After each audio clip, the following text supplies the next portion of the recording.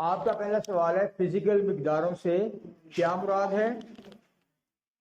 ऐसी मिकदारें जिनकी पैमाइश की जा सके उन्हें फिजिकल मिकदार कहते हैं।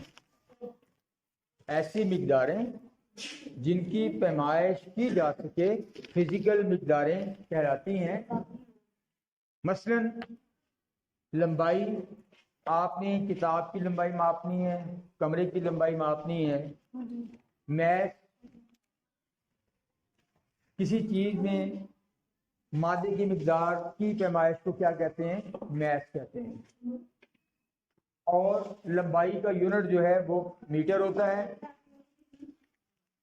मैथ का यूनिट किलोग्राम है, वक़्त का यूनिट जो है वो सेकंड है, और वॉल्यूम जो है इसका यूनिट मकाब मीटर है या मकाब सेंटीमीटर है।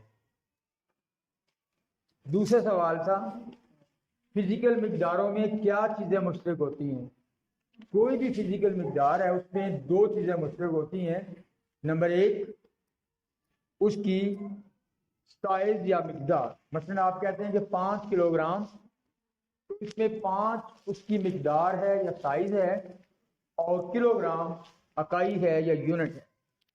इसका मतलब है किसी भी फिजिकल मिकदार में दो चीज़ें, उसकी अददी कीमत, मिकदार और उसका यूनिट होता है।